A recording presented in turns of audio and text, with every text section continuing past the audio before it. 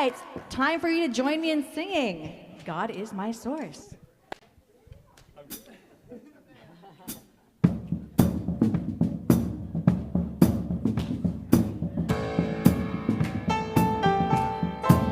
God is my source. God is my power. God gives me everything I need. So I give thanks for all my blessings. God gives me everything I need. Love is my source. Love is my power. Love gives me everything I need. So I give thanks for all my blessings.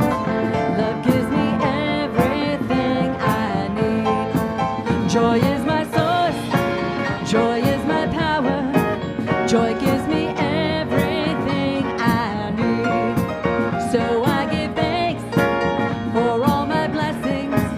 Joy gives me everything I need. Peace is my source. Peace is my power. Peace gives me everything I need.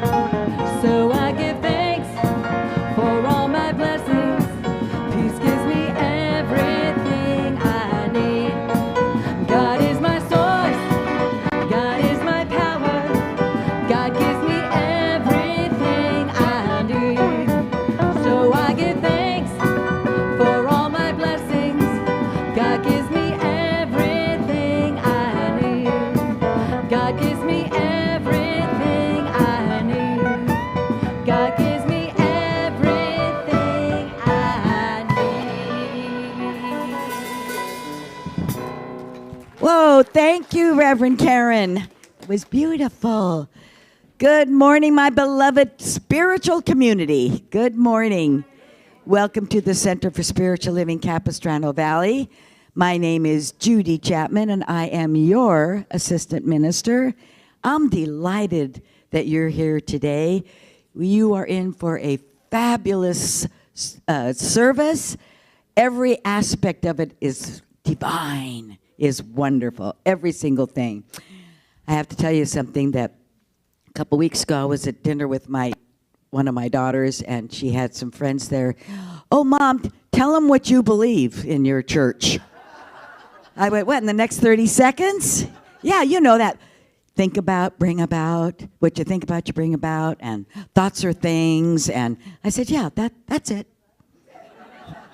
She said, well, can you give them a little bit more? I said, okay. Probably the biggest one is Jesus is the great example, not the exception. And I don't need to be saved by anybody but my own thoughts. That was another one, and they kind of raised their eyebrow at that one. But, you know, that's the truth that sets us free. So we are a spiritual community, and we are anchored in love. This center is anchored in diversity and anchored in equality. So whoever you are, whatever spiritual path you are, wherever you come from, whatever you did yesterday or last night, you're welcome here. We love you. So enjoy your day. So we're going to start our service with the flames of faith.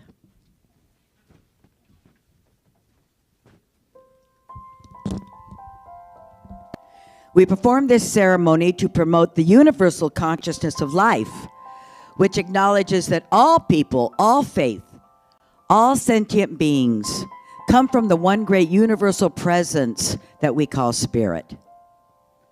Fundamental to this truth is the unifying nature of all religious thought and experience, which we honor here today.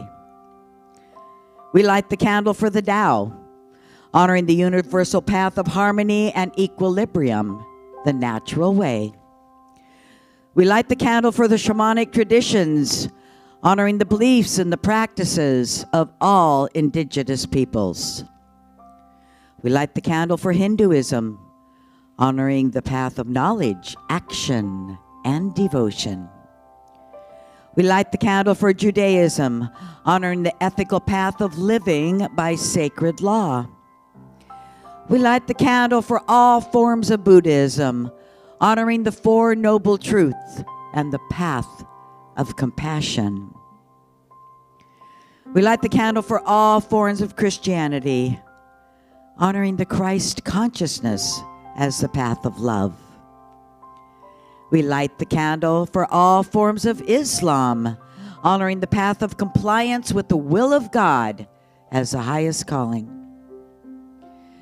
We light the candle for the universalistic religion of Baha'i, honoring the path of unity and the path of peace. We light the candle for all forms of new thought, honoring the metaphysical path of mental healing through the practice of universal spiritual principles. And as practitioner Tony Sparks, light that last candle. Let it represent the path that brought you here to this service this morning. And now please join me for 2 minutes of sacred silence.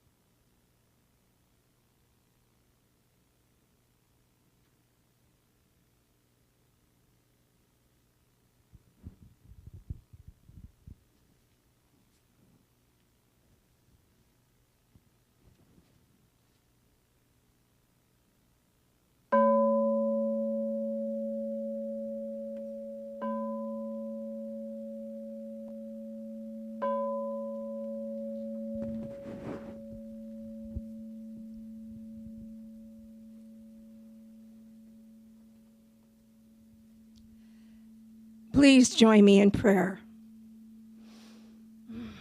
God is everywhere present. It is in this room. It is this powerful force of energy, of power, of harmony, of peace, of love. God is infinite intelligence. It's whole, perfect, and complete. It is the creator, and it creates out of itself in such beauty, such perfection. And I am one with this presence. God lives within me. And God lives within each one of us as power, as joy, as harmony, as peace, as beauty. And I know that this morning unfolds beautifully as each one receives a message in their own way. And knowing that this message inspires, this message brings forth new ideas, new ways of living curiosity out loud. It is absolutely a perfect morning.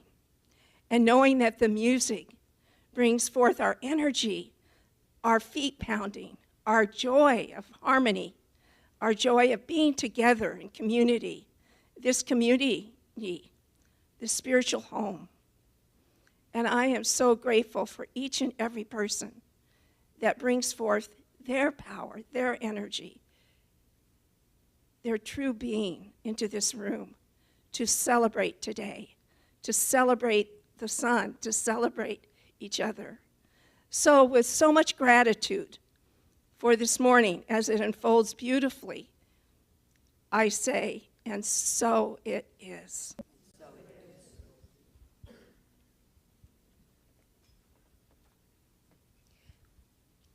And this morning we'll read a portion of our global vision mindfully. Together, we see a world that works for all, where humanity awakens to spiritual magnificence, where forgiveness is the norm, where resources are valued, cared for, and shared, and where there is peace, harmony, and justice for all. And today's affirmation, we'll read together.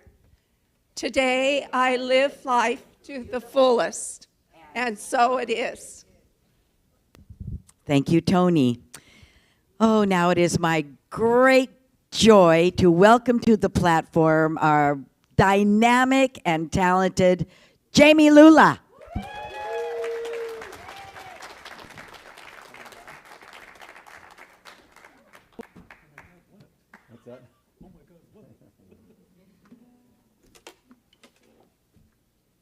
Thank you, you blonde bombshell, you. I love you, Judy. Thank you.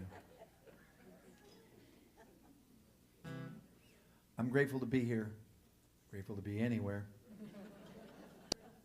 This is a song that I wrote driving the Blue Ridge Parkway back in 2015, I believe. And coming over hills, it was early November, so there was still some color in the trees.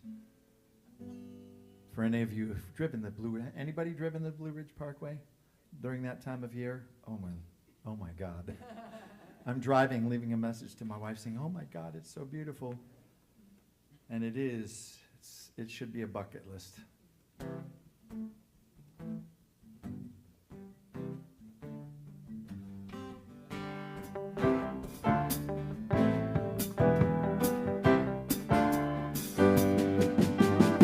Oh my God, oh my God, oh my God. Oh my God, this is beautiful. Oh my God, oh my God, oh my God. Oh my God, life is beautiful. I never rode 55, but I'm slowing down for the sight. The hills are asleep, but alive. Autumn's awake when I arrive. Oh, oh my God, oh my God, oh my God. Oh my God, this is beautiful. Oh my God, oh my God, oh my God. Oh my God, life is beautiful.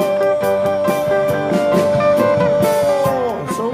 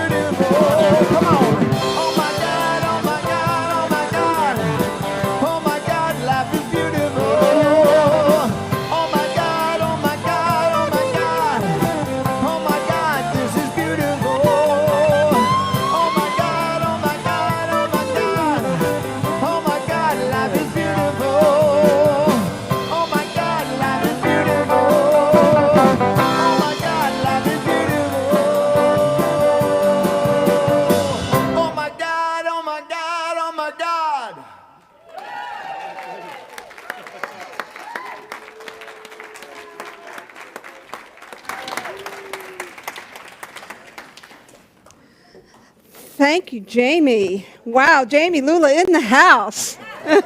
Can we move the mic? Yeah, Great, thank you. Wonderful, wonderful, great. I am so grateful that Jamie is here with us. Now, he's such a tease. He's only going to give you a little bit of him during our service. You have to stay for the concert to get all of him. Many of you may not know, but Jamie was my music director for a short time during the pandemic at Santa Cruz CSL. We had a lot of fun playing with technology and taking the road show back to the office and the computer and doing what we did during the lockdown and the pandemic. Thank you, Jamie, for coming here. Well, I am so happy to be back in beautiful San Clemente. I was in Phoenix all week last week at our international convention. I had the pleasure of being with the New Vision Center for Spiritual Living located in Phoenix. And my God, the weather. Well, it was quite surprising. One of the windiest and coldest and blusteriest days that I think I've ever experienced. I mean, I dressed for the desert, but I was layering on, outfit for Tuesday, outfit for Wednesday, trying to stay warm. But it was a wonderful treat. As many of you may know, I am sitting on the Global Center for Spiritual Living Leadership Council. I've been serving for the last 4 years as our treasurer, and it's been a real privilege to serve. And when I go to convention, it is so wonderful to be able to be with colleagues, to be at a center, and to see how other centers do their little love dance, that just like we do our love dance on Sunday mornings, and we're in community, and we're sharing, and we're experiencing this amazing teaching together and this way of life. And so last week, really it was just Monday through Thursday, the theme for the annual CSL convention was evolutionary love for today's world. Evolutionary love for today's world. And so I'm going to try to talk about that evolutionary love that I experienced last week. I'm going to weave in this beautiful topic that we have for our annual theme of living out loud, and I'm also going to weave in this powerful idea of curiosity as a superpower. So what I want to share with you today is, as I was at the convention, as I was hearing the different speakers, as I was experiencing community, it was a hybrid conference. And so what that meant was we were live in one center, and then the next day we were live in another part of the country, and then the next day we were live in another part of the country. So we started in Santa Rosa, we moved to Phoenix, and then we were in Dallas. And so it was a great opportunity for us to create this sense of togetherness. And certainly this feels like a product of the pandemic and all the online work that we had to learn how to do.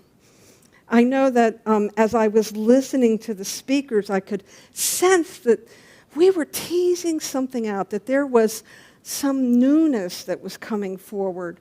And so I want to share a little bit about the golden thread that I was kind of picking up as I was listening to the different speakers. The overarching theme that I began to experience was this idea that humanity is reaching a turning point. And not only humanity, but at the global level, at the national level, at the local level, at our organization level, and at this community level. And so as we begin to take a deeper dive into this idea of living out loud, I want to look at it as what is the next thing that we'll be walking out. Because, in the pandemic, we had this over-exaggeration of isolation and siloing, and people who had to be separate from each other, and we had to find ways to connect that were new and unusual. And what I want to say is that it almost mirrored some old ways of being, of isolating ourselves from each other, of creating our own agendas and the things that were important to us. And as I look at this place in our evolution, I think we're moving from a place of self-enlightenment to a enlightenment that we share from within ourselves and move outward into the world around us. And so let me just try to talk about that in a little bit of a different way. There's an interesting theory that came out in the 50s by a scientist who he was actually kind of tongue-in-cheek talking about this thing called the butterfly effect.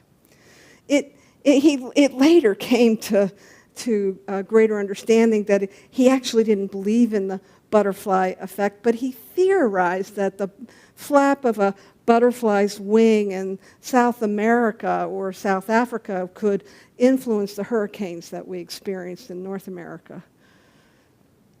And so, I like that idea of being cognizant that the words we speak, that the actions we take, that the way we behave and the way we treat each other has that kind of effect, and that rather than creating a hurricane, we create a surge of love that moves across our immediate spheres of influence and then moves out from there. And so as we look at our culture shifting, one of the things that I also noticed is that there was a consistent message that our leaders, to serve this emerging idea of leadership and who we are going to be as Centers for Spiritual Living worldwide, need to be servant leaders. That the old idea that there was one leader that we would give all the power to, and then they would tell us what to do, and they would solve all our problems, is really outdated.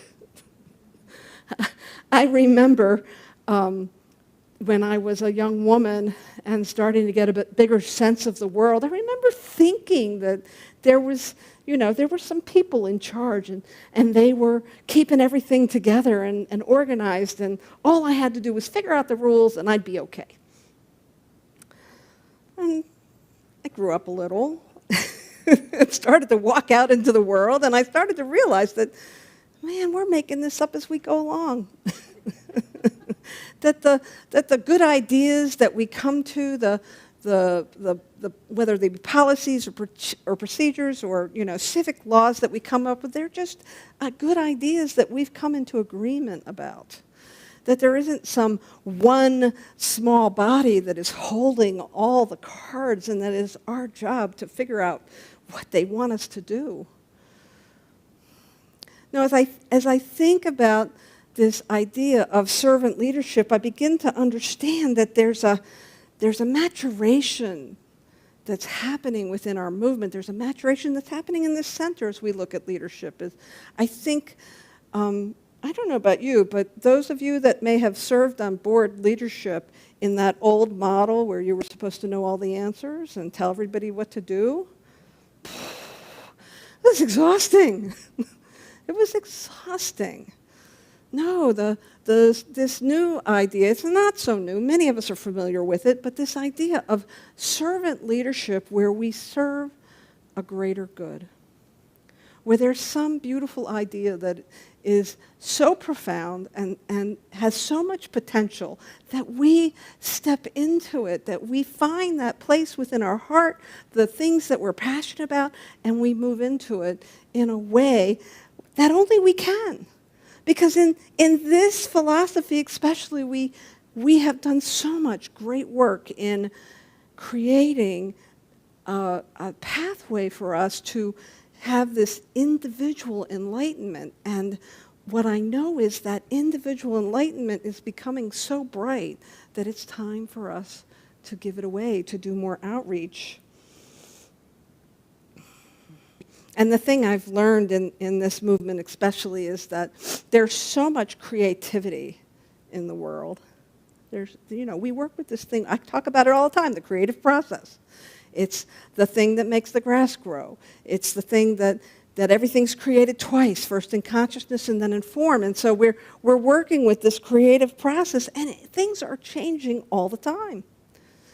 And yet, change is the very thing that many of us fear. And why do we fear it? Because it's our human nature to want to have a sense of control.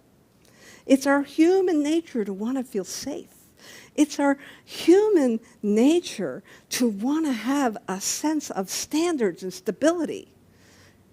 And that messy change, it flies in the face of all that sometimes brings us to a place of safety. And what I know is that we're in this evolutionary process, and that evolution will have none of that. In fact, the very word evolve means to develop something from within, something from one form, and it develops into another form. And so evolution is about change, but it's familiar change, because we're changing from within. We're changing from a place of what we've known into a greater yet to be known. I often muse about this idea of evolution, and I think about the first species that actually left the water and began to walk out onto land. And I wonder, what was the impulse for them to begin that movement from water to land? And what the slide says is, you have a picture of a fish, and then there's another fish dragging his body on the sand as he gets nagged. Don't walk away from me when I'm talking to you.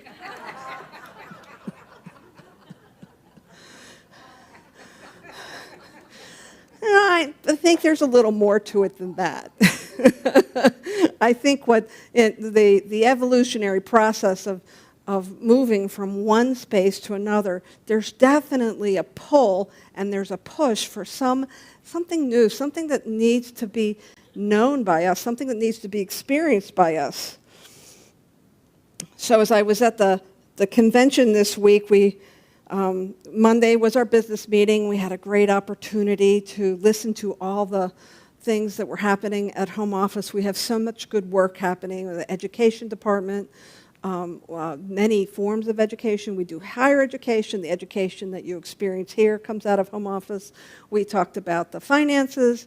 We looked at the magazine, the Science of Mind magazine. If you're not subscribed to that, you're missing out. Where else for like $4 a month can you get so much richness that can carry you through all month? So we learned a lot about where we were in the progress that we're making as an organization. And then on Tuesday, Dr. Edward Veljun gave his outgoing talk as our spiritual leader. Many of you may remember Edward. He was here for my installation. Yes, what a sweet soul, and what a brilliant man. I'm so grateful for the last 3 years. And think about what it must have been like. Maybe kind of like that fish dragging its body on land. But, here we had, Edward was voted into leadership as our spiritual leader in February of 2020. You just think about that for a minute. That date's kind of significant. What happened in March? Right. The whole world locked down, and so we all had to pivot. We had to be different. We had to think of what the priorities now were under these extreme circumstances, and Edward served in such a beautiful way. And in his talk, he talked brilliantly about the evolution of our movement. He talked about how his center was community-centric, and because it was community-centric, he could step into a greater leadership. He also talked about this idea, in effect, that we are the leaders that we've been waiting for. That if we keep looking outside of ourselves, we have this more dependent relationship on progress and things that are happening. And what we're supposed to do is look within, like I talked about a couple of minutes ago, and find those things that are important to us. And he compared our movement to the famous cathedral in Barcelona, the Sagrada Familia. It is a cathedral that has been under construction for 135 years. We're only 100 years old. We're still under construction ourselves. And so he talked about this idea that we shouldn't get too attached. Shouldn't get too attached to what was. Because we're always moving and evolving and developing and growing. And I loved the idea that not only is our movement a cathedral, but each one of you is a cathedral in your own right. Each one of you is still a beautiful work of art, growing, evolving, developing, and that we don't have to hurry to be finished. So in this last 3 years of pandemic, we've had this wake-up call. I don't know about you, but my life has changed pretty significantly in the last 3 years. In the last 3 years, I've taken a new job, I've moved, I bought a new house, I ended a relationship, I had a major health event, I had brain surgery, all while I was getting to know you and we were beginning to bond as a community. Oh, and there was this pandemic thing going on. Right. And so this idea that transformation often comes out of what may seem like confusion, out of what might seem like discombobulation, things that, I used to do it this way and now it no longer works. Oh my God, what am I going to do? When we get to that place, it's the holy moment, the holy opportunity for us to step into something new. Sometimes it's the opportunity for us to whine and kvetch and to get co-signers into how awful everything is. I never do that. I know neither do you, but we have friends. We have friends that do that. No, it's because we're in this philosophy, we have this amazing ability to mirror for each other ways to see the opportunity in the breakdown that might walk us out into a breakthrough. In order for us to experience transformation, in order for us to evolve and to move to that next level, it's important for us to recognize that there's stuff in our subconscious, our subjective, old ideas about leadership, old ideas about being in community, old ideas about spiritual growth. As we moved the convention from Santa Rosa, where Dr. Edward has been the senior minister, to Phoenix, where I was with the New Vision CSL, and there were some wonderful talks that happened there. We listened to an amazing teen. I just don't have time to show you his video, so go to Facebook, and I have posted both Edward's final talk, this teen's very provocative and clear and brilliant talk, and then also the talk of our new spiritual leader. But one of the things that I heard while I was in Phoenix was from Reverend Karen Einhaus, and she is the spiritual leader of that center, and she reminded us about this process of spiritual maturation.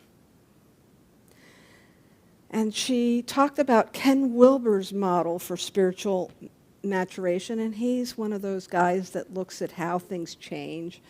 He's very provocative and he's very intelligent, and he says that we go through a process of waking up, growing up, cleaning up, and then showing up. Waking up, growing up, cleaning up, and showing up. And so I think one of the themes for us as we look at this idea of evolutionary love and servant leadership is to look at what are the old ideas that we're still attached to that we need to clean up. What are some of the old things that we think about in leadership that aren't really serving the world anymore? I can think of like at least one example where old ideas aren't working anymore. Congress, right? Congress. One of the things that I like to do is there's a model for how we approach consciousness called the kingdoms of consciousness, and I talk about it often, and I want to look at it in this idea of leadership and how leadership is evolving to servant leadership, and where I think our movement is going and where I think the center is going.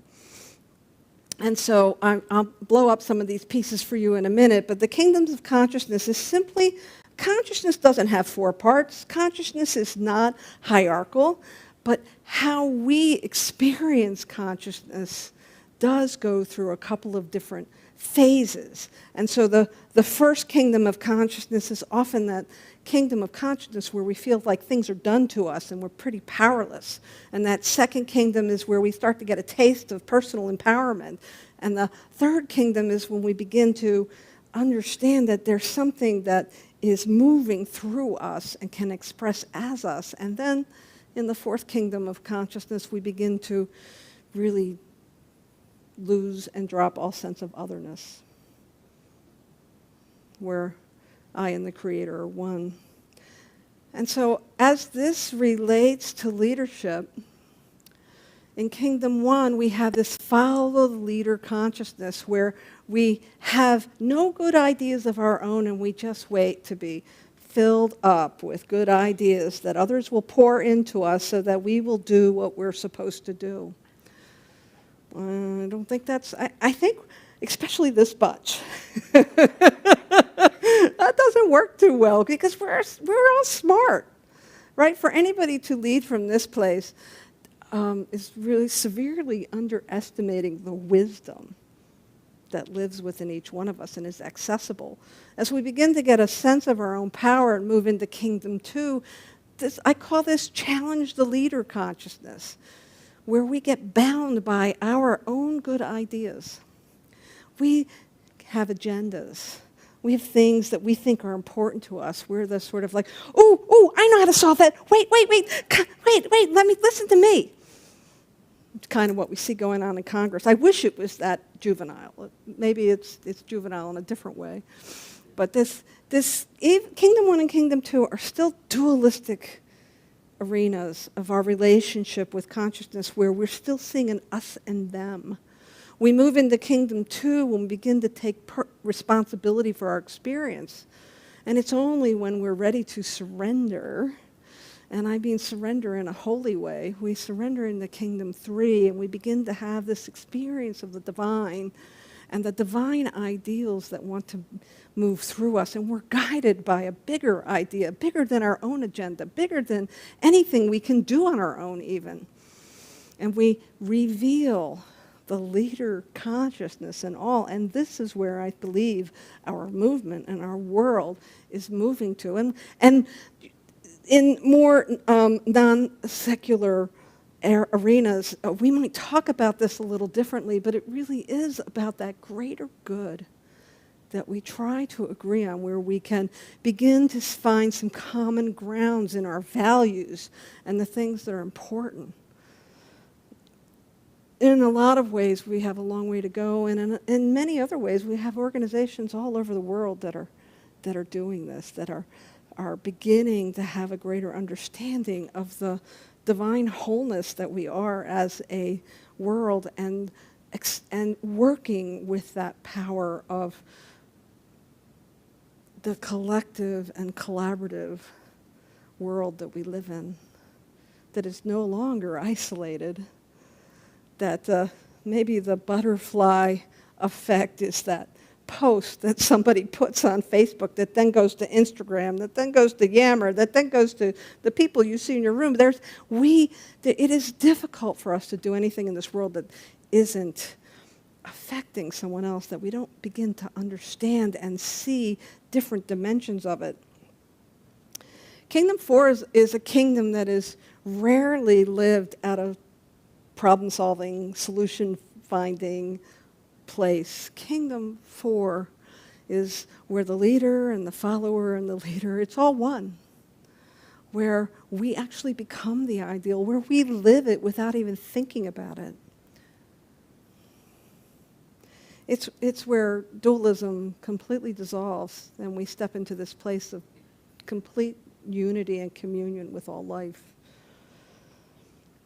I'm really quite excited and curious about how the next couple of years are going to be unfolding, not only at the global level. I have 2 more years of service for our global CSL Leadership Council, but our new spiritual leader that was elected last week, her name is Reverend Sunny Cantrell Smith. And what I can tell you about Sunny is that she's compassionate and kind and down to earth and smart and very open. She doesn't try to fill the vacuum that sometimes we feel when people have questions and are curious about things.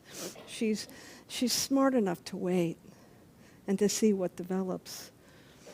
And we've had a leadership vacancy really, because there's been leadership there, but a leadership vacuum at our home office in Golden, and we've just hired an executive director, and she too embodies this idea of servant leadership. She comes with serious nonprofit executive director experience, and she likes to say that she leads from behind. Yeah. So I'm seeing this shift. The model for our leadership of our global organization is shared leadership. So that leadership is shared by the spiritual leader who handles all the ministerial stuff, and the executive director that handles the operations and the administration, and then the chair of the leadership council that handles the governance piece of it. And what I want to tell you is that I have been nominated to be the chair of our leadership council. Yeah.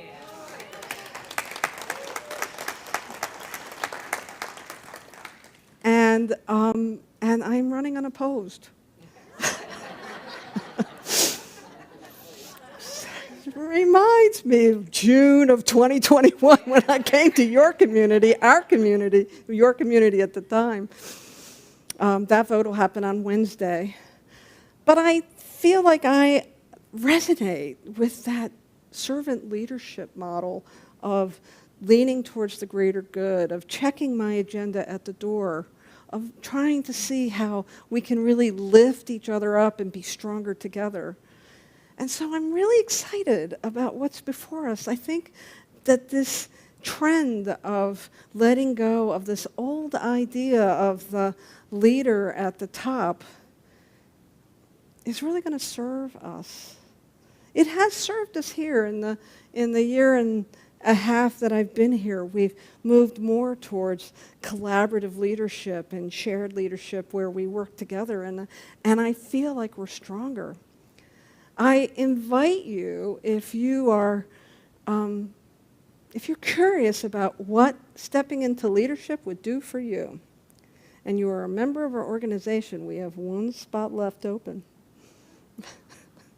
And so please come talk to me or Reverend Carla if you're curious about leadership. But I can guarantee you that not only will you have an opportunity to serve a greater good, but that law of circulation will come right back to you. Will come right back to you.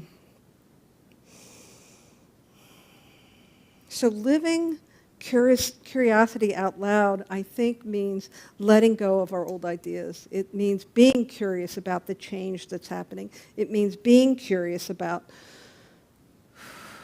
why things are the way they are, especially if you didn't plan them that way. There might be something the universe is trying to open up in you. One of my favorite spiritual servant leaders is a woman who was known as Saint Teresa of Avila. And she was a Christian mystic in the 15th century, and she did amazing work, and she was a badass businesswoman too. And so I've always seen her as a bit of a role model because she was practical, she was a lover of God, and she was everything in between. And so I want to read a little poem of hers, For Lovers of God Everywhere by Roger Houston, Poems of the Christian Mystics. And Roger says of St. Teresa, some 6 centuries later, St. Teresa's words echo those of St. Simeon, yet with a different emphasis. She was not only a mystic, but also an active member of society. She was a product of the Western Church, which in contrast to the Orthodox tradition, advocates good works in the world as an expression of faith. And that's what I'm talking about when I talk about servant leadership. And so her poem talks about that Christ consciousness that we all are. She says, "You are Christ's hands. Christ has no body now on earth but yours. No hands but yours. No feet but yours. Your eyes are the eyes through which Christ looks out, and Christ shares its compassion with the world. Yours are the feet with which Christ is to go about doing good work. Yours are the hands with which Christ is to bless all humanity now." God can only do for the world and for you what it can do through us and by us. It needs you. It needs your authentic expression.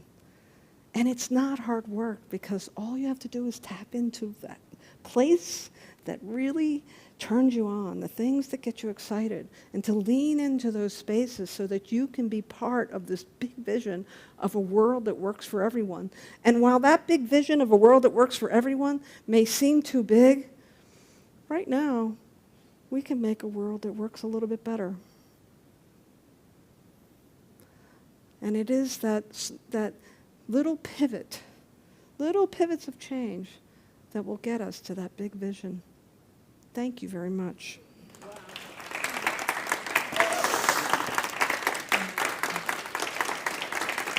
So let's pray, and then we'll sing some more. And so, my prayer is so simple today. As we turn within, we know that we are indeed that place where God shows up, where it draws upon the divine design of each one of us, and that we allow ourselves to trust and have faith that we were created exactly the way we are, that everything in our personality and the talents and the skills and the passion that we have is always used for good purpose. And so I trust in this moment that each one knows that that place of being right-sized with the thing that makes the grass grow is a beautiful place of humility. And humility is not about playing small. Humility is about allowing ourselves to be vulnerable and transparent and available. And so I know this for each one, that we have that sense of uniqueness, that sense of purpose, and yet that sense of the greater good. And then whether it is just being kind to somebody that is having a rough time, or sitting on the board of trustees for the Capistrano Valley, that anything in between and anything beyond is how we allow ourselves to be that presence that experiences life by means of our acts, by means of our good works. I give great thanks for the power and the presence that lives within each one of us. I surrender my word to this absolute truth that I know for each and every one of us. And together we anchor this prayer in evolutionary love by saying together, and so it is. Thank you. Sir Jamie, will you please come back up?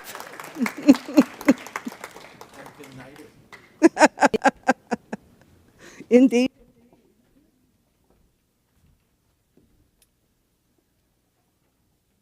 Thank you, Reverend Alice. This is the first song that I wrote with my songwriting partner, Gary Lynn Floyd. Next month will be 10 years since we started writing. And we met at a Wednesday night Taizé at the Global Truth Center, and we'd heard about each other for years. And we met, and there was an immediate bromance that just has flourished ever since we've written. We wrote a ton of music during the pandemic on Zoom. It was very interesting. But this is the very first song that we wrote. It's called God in Everyone.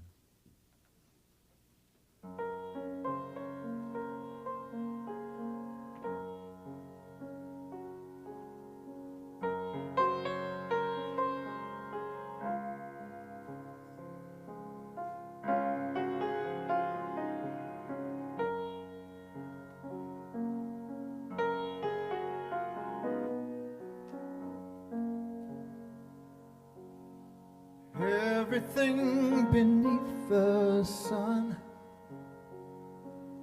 breathes like a harmonium.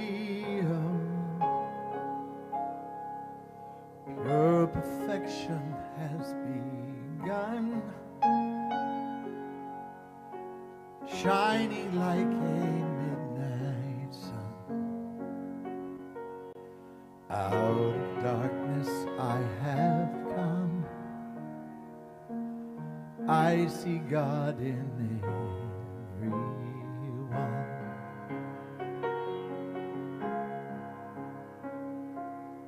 Let me be an instrument, guided by an heaven sent. May these grapes of pain ferment, alchemized to love's consent. Ever be a sacrament, knowing God is my intent.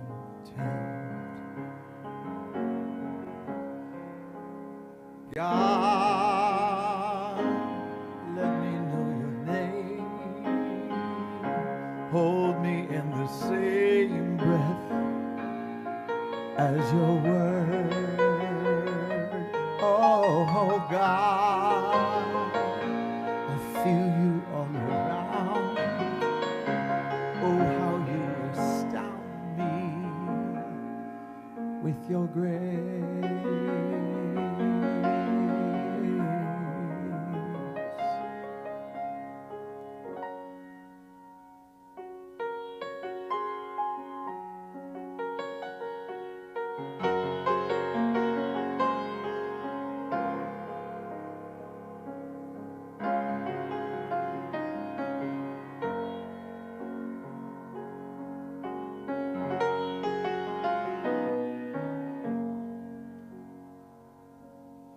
Rolling like a thundercloud, let me live my life out loud, standing for mankind and proud, baptized in a holy shroud. Peace be still and know me now, God is in all I have found. God, let me know your name. Hold me in the same breath as your word. Oh God, I feel you all around. Oh, how you astound me with your grace. Spinning like a prayer fuse, turning like Ezekiel's wheel. Nothing like a kiss seals the spirit I become. Knowing what I'm here for, rowing on to distant shores, flowing from the infinite, God in everyone. Oh God,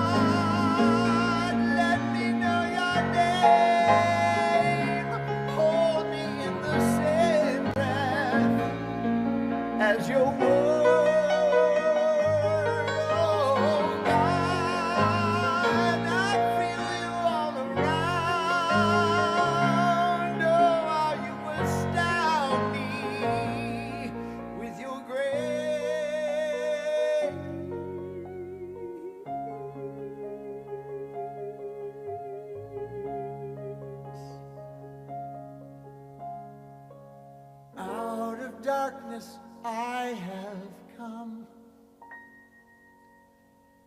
I see God in everyone.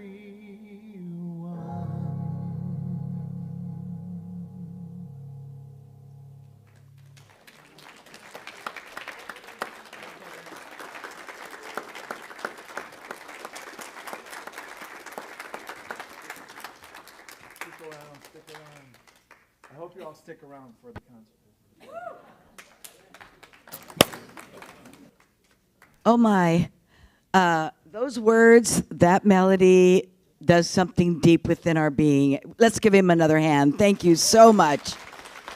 Jamie, Lula, waited for a long time for this day to come to have your concert, so we'll be here for sure right after the service. Oh, I want to thank Diane King Van for her beautiful music. Thank you so much, Diane. She's our choir and music director, and we have a guest bass player today, Grant Clarkson. Thanks for being here, and of course, David and Ed. Thank you so much. We are so blessed with our beautiful music and our talent that surrounds us. Okay, so now it is time for our committed giving. Let me get my thing out here. If the stewards would please come forward.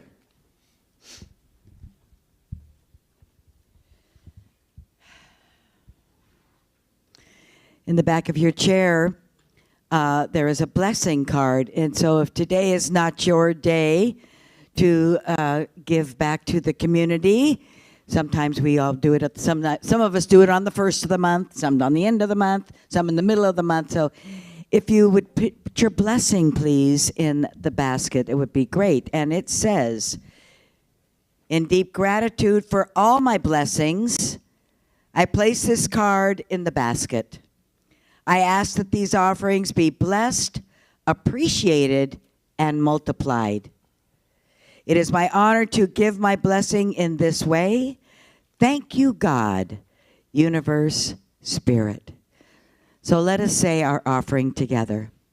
My offering is my acceptance of God as the source of my supply, and it symbolizes my faith in the abundant flow of this supply.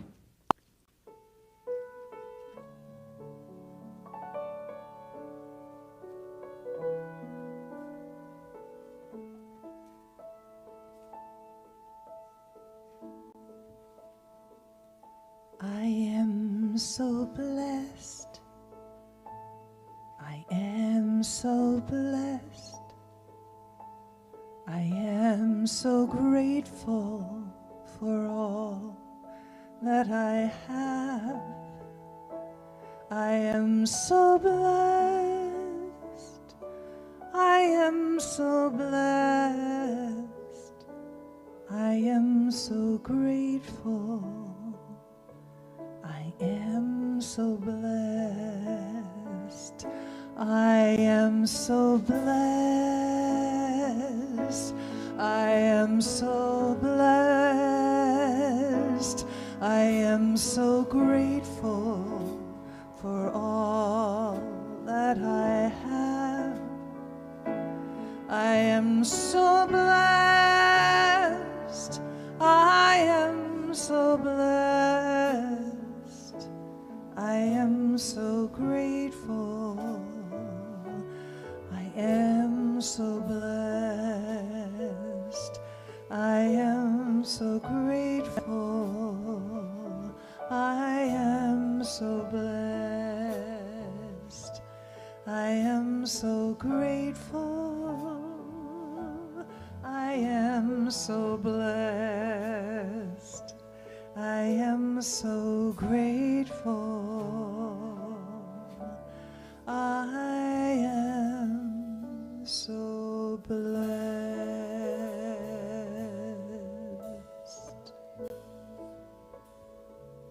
As these financial gifts circulate throughout our community, we know that each recipient is blessed with divine abundance. We are so grateful for the energy of God as money. Thank you, God, for the gift of prosperity. And so it is.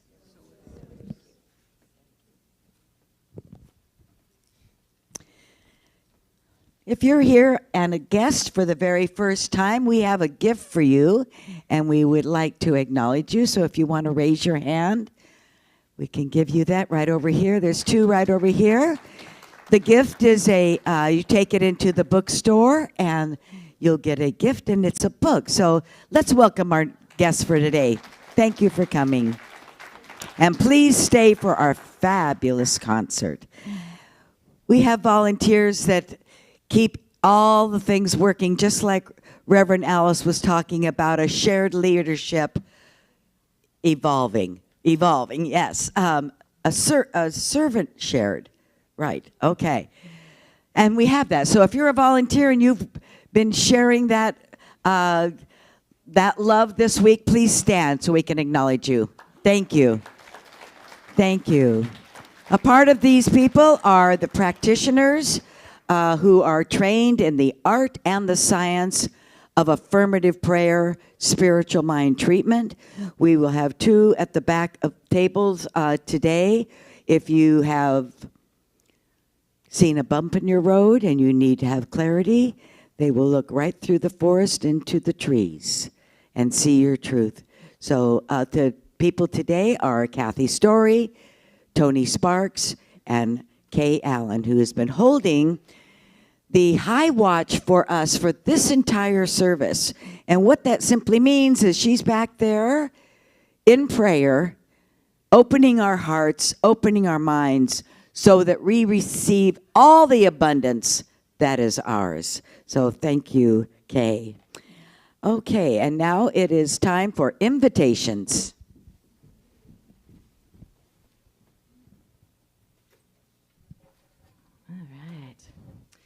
So, on Friday night, I had the blessing of experiencing an Eagles concert for the first time.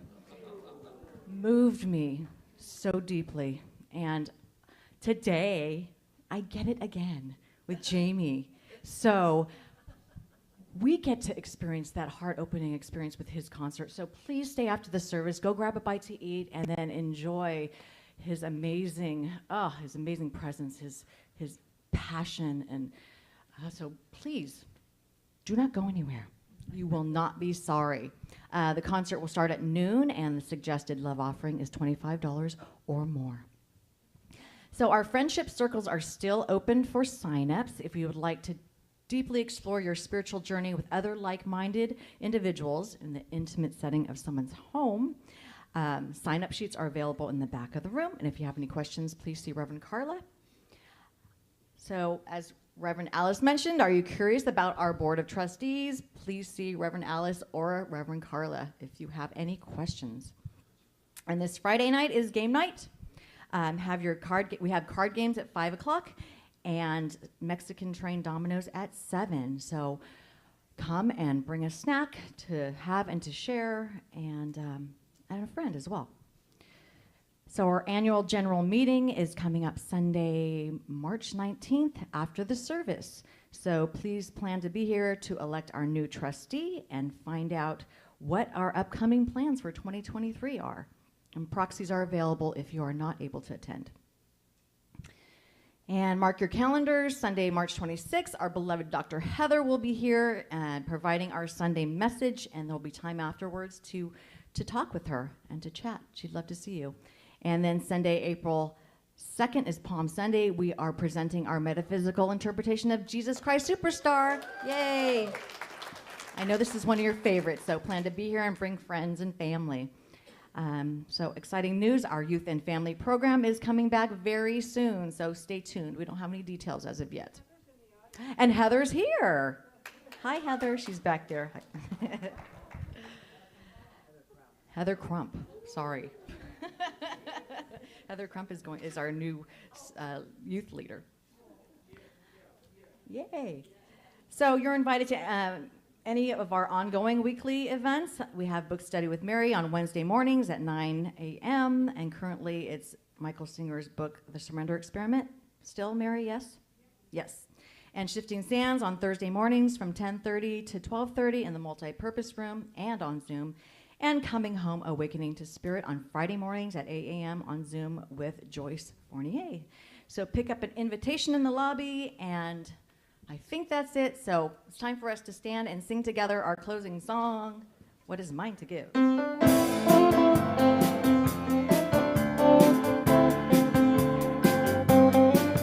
What is mine to give? What is mine to do? All I want is to share myself with you. So I stand here asking, what can I do? What is mine to give? I give it to you. What is mine to give? What is mine to do? All I want is to share myself with you. So I stand here asking, what can I do? What is mine to give? I give it to you. What is mine to give? What is mine to do? All I want is to share myself with you. So I stand here asking, what can I do? What is mine to give? I give it to you. What is mine to give? I give it to you. And so as we walk out this week, what I know is that we are the embodiment of the givingness of God, and we are filled with grace, and we know exactly what we need to do. And so it is. And so it is. Whew.